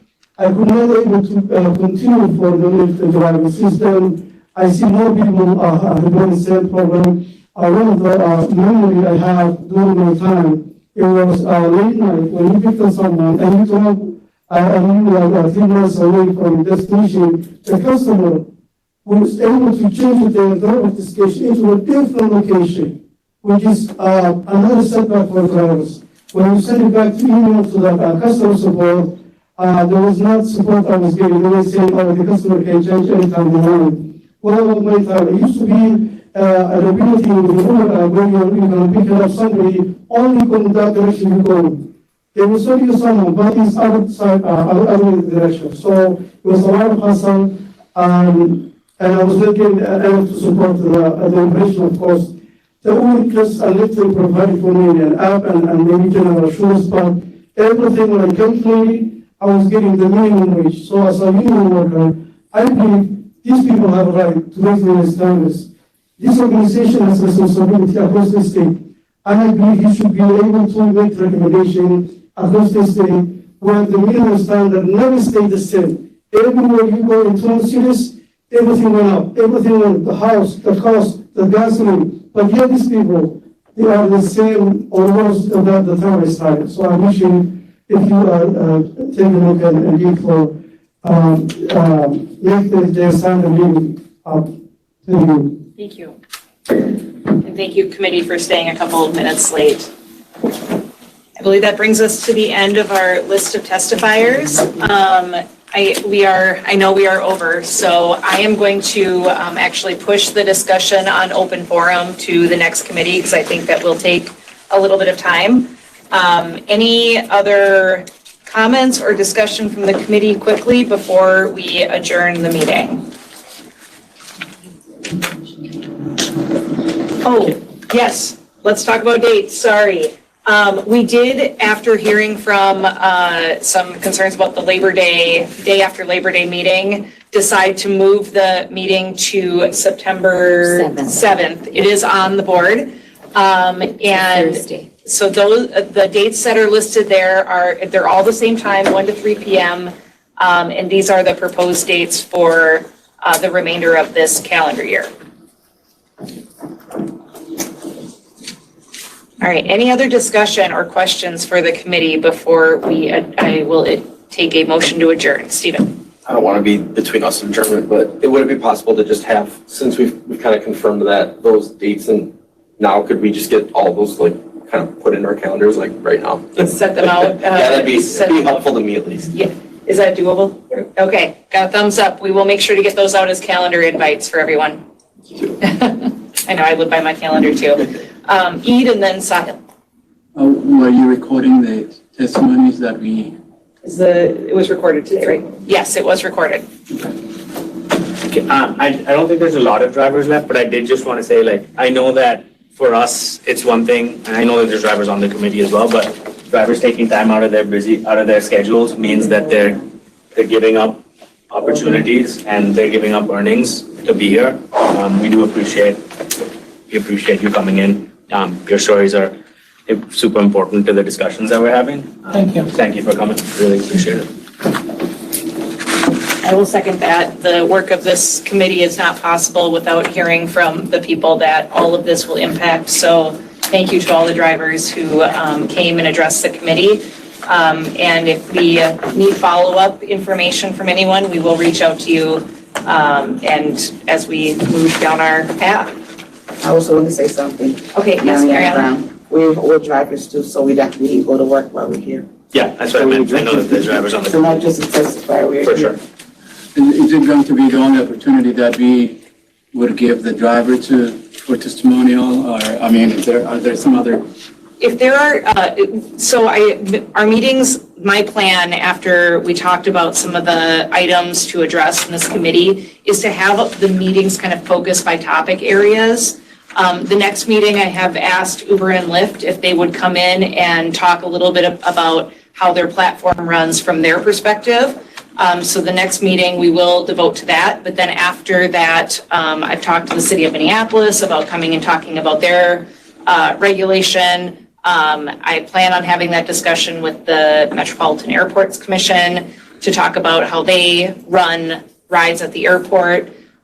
So when we move into things like deactivation, when we move into things like deeper dive into compensation, I do think it makes sense to ask people to come who may have relevant information to address the committee so we can be in contact about that. Makes sense. All right, well, I can entertain a motion to adjourn. Motion to adjourn. Okay, motion to adjourn. Do I have a second? Second. All right. I'm going to go against my advisor and just do this in a voice vote. All those in favor, say aye. Aye. All those opposed, say nay. And we have adjourned. Thank you. I put it on the record that I have. Yes.